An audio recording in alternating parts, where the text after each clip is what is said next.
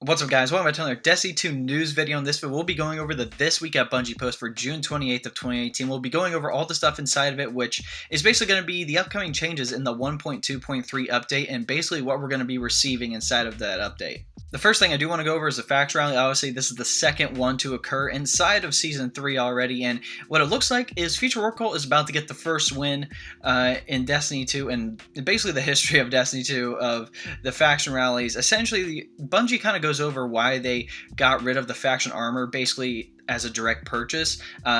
You will be able to purchase all those pieces of gear in update 1.2.3 when it comes out. They just wanted to see how it would play out with all the factions if you couldn't just go out and buy the gear like Iron Banner or any of the factions or anything like that, because obviously it's going to be a little easier if you can buy the gear and then be able to have the full gear set to be able to apply the ornament. So I can understand why it's this kind of like this grind thing, but they will be implementing in 1.2.3. You can actually buy out all those pieces of gear again, so it's going to be a lot easier for the future. Next section they go over is what happened to E3. Obviously, if you went to E3, you know that Destiny 2 Forsaken was showing off and people got to play the new game mode called Gambit. They got to test out some new weapons, see how the game mode kind of plays out. And I'm not going to read anything from the actual post they did, but they have a lot of people like the game director of High Moon Studios, game director of Bungie, and project lead at Bungie, design lead at Bungie, a bunch of people that actually worked on Forsaken. They answer a lot of questions that people have, and they give some insight on what the Forsaken is going to be like. Bungie just added this pretty cool photo. This is what's going to be happening inside of July. So first week of July is going to be the 3rd through the 9th. It's obviously going to be the Faction Rally Winners Week. Looks like Mayhem Crucible playlist will be coming back that week, and then Bungie Day is that Saturday, which is July 7th, which is awesome. The next week, we'll be receiving Iron Banner 6v6 as the rotating playlist mode, and then Guardian Con is July 13th through the 14th, which Bungie will be there, and you will be able to play Gambit at Guardian Con. So I don't know if Destiny 2 itself, inside the game, is going to have anything Guardian Con related. If it did, that'd be kind of cool, because it shows that they're actually collaborating with content creators and I would say organizations outside of Bungie itself, but that's still pretty cool. Third week, looks like July 17th through the 23rd, we'll be receiving the update 1.2.3 on July 17th, which is awesome. And then the final faction rally of Season 3 will occur that week. And then the Supremacy Crucible playlist looks like it'll be the rotating playlist that time around. Obviously, they took Supremacy out of Quick Play because I don't know why they did it. They're assuming there's some problems. A lot of people don't like Supremacy. I personally like Supremacy, so I didn't really see the problem with it. Obviously, the week after that, which is July 24th through the 30th, that's the winter week of the faction rally. And then it looks like the Doubles Crucible playlist is going to be the rotating playlist for that week. And then June 31st is going to be the Solstice of Heroes event. We do not have any information on that event or what it is going to be, but I'm assuming here within the next few weeks we're going to receive a lot more information on what that event is going to be. Next section goes over an early preview of what's going to be happening to the Crucible in the update 1.2.3. So I'm just going to read through some things right here. So Crucible playlist update under Quick Play is going to increase the player configuration to 6v6 and updating the playlist description, removing Supremacy from the pool of available game modes. And then under Control, we have updating Control to win score of 150, and the control zones will initially be neutral again. And it looks like Clash, it's going to be updating Clash to a win score of 100. Under competitive side, bomb fuse timer and countdown is lowered from 40 seconds to 35 seconds, so the bomb will be able to go off faster. And then generally, Rumble will become a full-time playlist, and Supremacy will be added to the weekly feature playlist, which will be updated to 6v6, which is pretty cool, and have a win score of 150. So under Crucible ranks, the update will be players will be able to earn Valor rank from these additional playlists as well. So you can earn Valor from competitive, Crucible Labs, Iron Banner, and Trials. That's pretty cool. So joining a game in progress will protect your Valor win streak for that game. Thank you. Thank you, Bungie. That's all I've wanted. I'll be on a 5-win streak and then lose. I'll come into a game late and the game's already over and we lost. So I like that. So basically, if you lose, there's no penalty incurred to your Valor win streak. And if you win, Valor win streak increases and it continues. So players will be matchmaked using their glory rank. So this means your opponents will be of similar rank to you. The higher you climb, the tougher your opponent, right? So the glory loss streaks will be retuned to be less punishing over time. Consecutive losses will decrease the rank points lost instead of increasing, and then streaks will still cap out at 5, win or loss. And then all rank streaks will no longer reset once you hit the top cap. Again, Thank you, Bungie. I hate it when I get on a 5-win streak, earn a lot of rep for doing all that work, and then it goes back down. It's basically like I just lost. So obviously we'll be receiving more patch notes under that in July with the update 1.2.3. The next section is going to be going over the new prestige mode for both of the raid layers, which is pretty awesome. A while back, they actually talked about two things, right? Activity modifiers inside of those prestige raids and curated loadouts, which is going to be pretty awesome. I do want to go over this because I've been playing the raid a lot more lately. I actually got my controller fixed, got my microphone fixed, everything's good. I can actually talk to people instead of being a solo player, but it's going to be pretty awesome. So in 1.2.3, this is what we're going to get, right? So we believe players will be chasing after 3 different pursuits in the summer prestige raid layers, 400 power weapons. So you can get up to 400 power. That's insane. So the only way to get 400 power armor before Forsaken is by participating in the Summer of Solstice event, but the only way to get to 400 power weapons before Forsaken is by completing Prestige, Spire Stars, and Eater of Worlds raid layers, right? Every time you complete all the encounters in a Prestige raid layer that week, you'll be rewarded a 400 power raid weapon.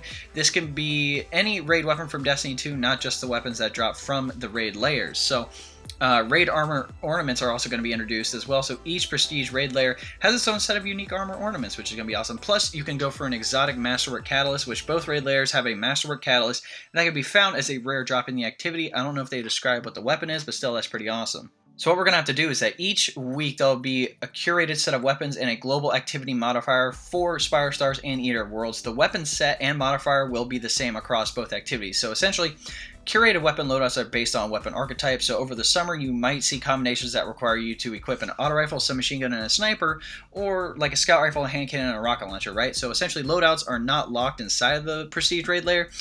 You can bring tons of different guns into the raid layer and swap between them at will as long as the gun meets the required curation. For example, if you're doing the Spire Stars raid layer and the loadout is an auto rifle, submachine gun, and a sniper, you might want to use Soros Regime for Valkyr Phase 1, but swap to Ghost Primus for Valkyr Phase 2 so you can equip the Darcy for boss damage. So kind of makes sense. We are shipping 3 activity modifiers that the raid layers rotate between. 2 of these modifiers are brand new and were built from the ground up by the raid team to work in the raid specifically. So the third is a fan favorite from Destiny 2, which is Prism, which essentially swaps between Solar, Arc, and Void Burn, and at any point in time, you'll be able to do that damage type. So each of these modifiers is designed to provide Guardians with advantages over the enemies when they lean into it. The goal of these modifiers and loadouts is to change the way you engage with Prestige raiding each week, right? The first week, the modifier and weapon loadout might synergize really well with strategies and armor exotics that you've been using for like this entire time that these raids have been out. But the next week, the modifier and weapon loadout might push you to explore like a different way to go about the encounter and possibly use different exotics. I know a lot of people probably have questions, and I'm hoping Bungie can answer some of these right now. They have a few of them. It's like, is anything happening to the Prestige version of the normal Leviathan raid? Nope, Prestige Leviathan is basically going to stay exactly the way it is. The weapon curation is only for the raid layers, but in 1.2.3, it might be worth going back and playing some of the Leviathan Prestige to see if Callus has a new way to enhance one of your favorite exotic shotguns, which I'm assuming is Acreus. So, another question, are Prestige raid layers getting per encounter changes? Nope, we originally created the raid layers. We wanted to focus on making the normal modes of encounters the most complete form of the experience. So nothing's going to be changed. There's going to be no new mechanics, and it's just going to be harder, obviously, and we're going to have to use certain types of weapons, so that obviously makes it harder as well. Next question, how many of the Prestige raid layers will be active each week? All of them, right? Do you want to play all 3 Prestige raid activities each week on 3 different classes for maximum exotic catalyst and 400 power weapon farming potential, so you can go do that as well? When will the Prestige raid layers become available? The current plan is for both Prestige raid layers to be active with modifiers right when the patch goes live.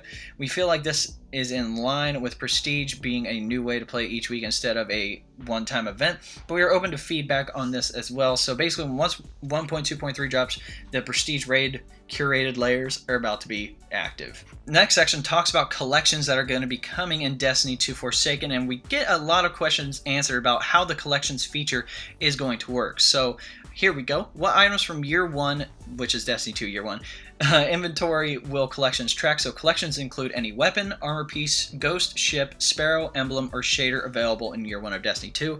Is there anything I can dismantle before Forsaken launches? And if you have an item in your inventory right now, you can safely discard it and retrieve it from your collections in September. This does not include consumables, so hang on to those if they matter to you. Next, if I dismantled something previously, will it be waiting in my collections this September? Your collection will begin with every piece of gear that you were holding in inventory or within your vault upon the launch of Warmind. If you had dismantled an item prior to May 8th, it will not be available in your collection. So if you dismantled anything before May, you might have accidentally screwed yourself, but that's okay. You can probably get it back before September.